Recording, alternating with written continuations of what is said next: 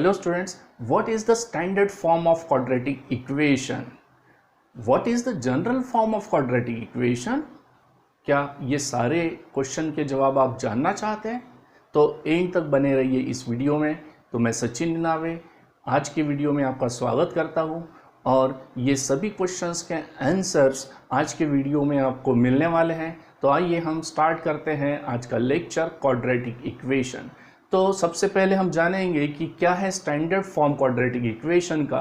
तो जैसे यहाँ पे हम देख रहे हैं the equation involving one variable and having 2 as the maximum index of the variable is called the quadratic equation। तो quadratic equation क्या है, ये यदि आपको जानना है, इसका स्टैंडर्ड फॉर्म जानना है, तो सबसे पहले दो बातें हमें पता होनी चाहिए।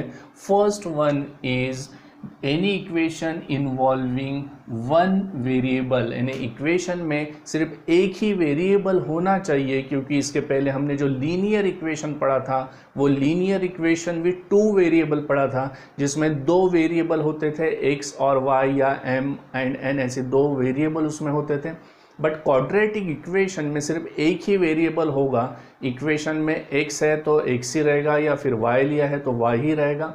तो सबसे पहली बात ध्यान में रखना है कि in a quadratic equation involve only one variable is a first point, and second having two as a maximum index. इसका जो मैक्सिमम इंडेक्स है वो 2 रहेगा। अभी इंडेक्स मीन्स क्या, तो इंडेक्स है जो वेरिएबल है x, उसका पावर मीन्स इंडेक्स। तो यहाँ पे आपको ध्यान में आ रहा है कि कोई भी इक्वेशन में वन वेरिएबल है और उसका highest power, maximum power means highest power 2 है, then that type of equation is known as the quadratic equation. तो अभी इसका ये जो है ये हमने देखा है डेफिनेशन। इसका जनरल फॉर्म यदि आपको देखना है तो जनरल फॉर्म होता है ax² plus bx plus c is equal to 0। तो यहाँ पे हम देख रहे हैं कि वेरिएबल यहाँ पे x दिया है, जैसे यहाँ पे x है, यहाँ पे भी x है, बट x का हाईएस्ट पावर जो है वो 2 है, and therefore this equation is known as the quadratic equation. इसको डिसेंडिंग फॉर्म में हमने लिखा है, जैसे ax² फिर plus bx power 1 plus cx power 0। यहाँ पे x पावर 0 लिखा नहीं है because anything power 0 is 1, and therefore this value is c। Here this ABC, यहाँ पे ABC जो लिखे हैं these are the reals। Actually ये कोइफिशेंट्स है, A and B are the coefficients। A is a coefficient of x², B is a coefficient of x, and this C is a constant value।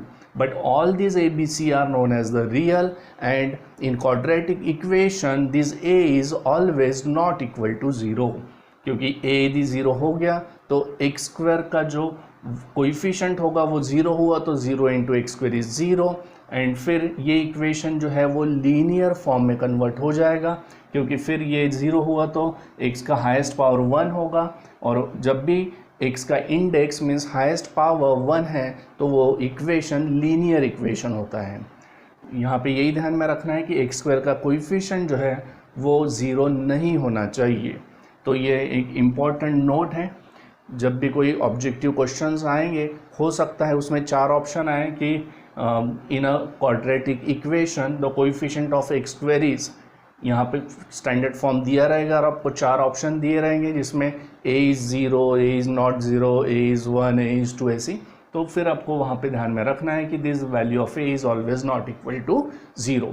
तो यहाँ पे हमें 2 question के answer मिले हैं कि what is the standard form of quadratic equation.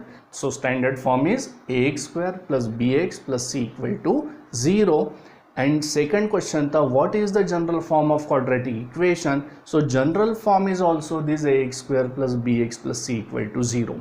तो ध्यान में रखना है कि स्टैंडर्ड फॉर्म क्वाड्रेटिक इक्वेशन का यही है, and general form quadratic equation का यही लेना है। तो इसका एक एग्जांपल देखते हैं। सपोज यहाँ पे जो ABC रियल है इसको हम ऐसे ले सकते हैं 2x² plus 5x plus 7 is equal to 0। तो इस टाइप का एग्जांपल हम क्वाड्रेटिक इक्वेशन का ले सकते हैं। जनरल फॉर्म का ये एक एग्जांपल है।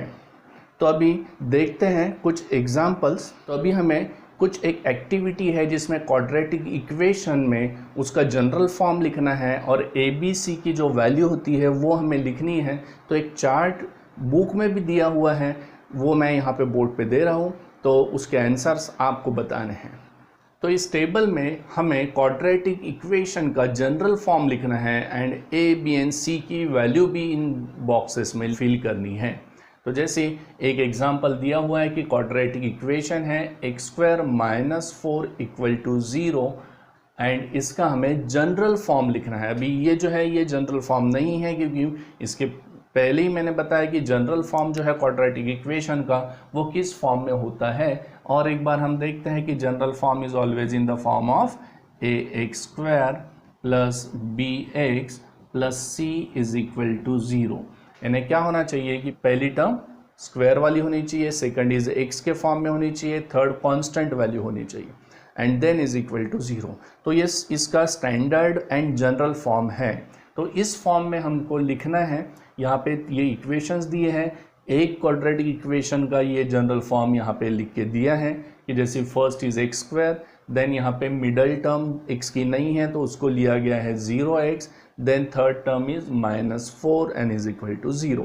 और ये जनरल फॉर्म से ही ए बी सी की वैल्यू लेनी है। तो इसको हम जो स्टैंडर्ड जनरल फॉर्म है उससे कंपेयर करेंगे तो x² का कोएफिशिएंट मीन्स a का वैल्यू 1, x के पहले 0 है तो b का वैल्यू 0 एंड कांस्टेंट टर्म जो है c का वैल्यू -4।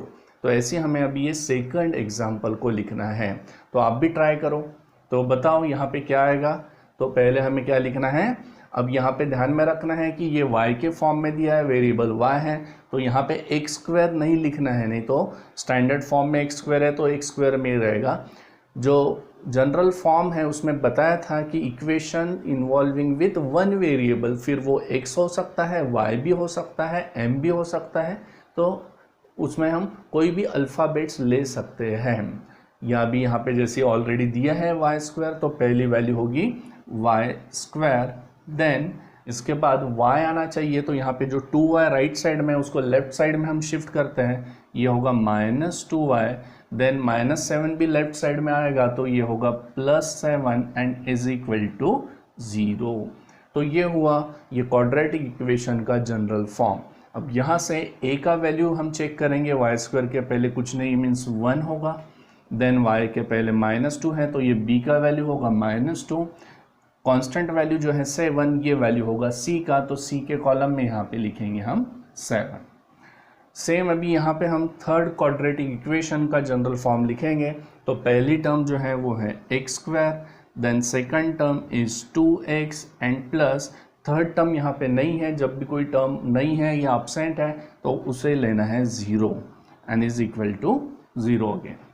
तो इससे हम ए बी सी की वैल्यू ले सकते हैं।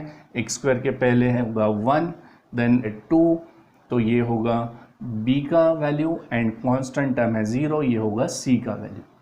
तो ये टेबल में हमने देखा है कि how to form the general form of quadratic equation and how to find the values of a b and c। तो एग्जाम में हमें एक सेपरेट इक्वेशन से क्वेश्चन आ सकता है कि form the general form of the quadratic equation and find the values of a, b and c। तो 2 मार्क्स के लिए ऐसी क्वेश्चन आता है। तो आपको ये क्लियर हो गया है।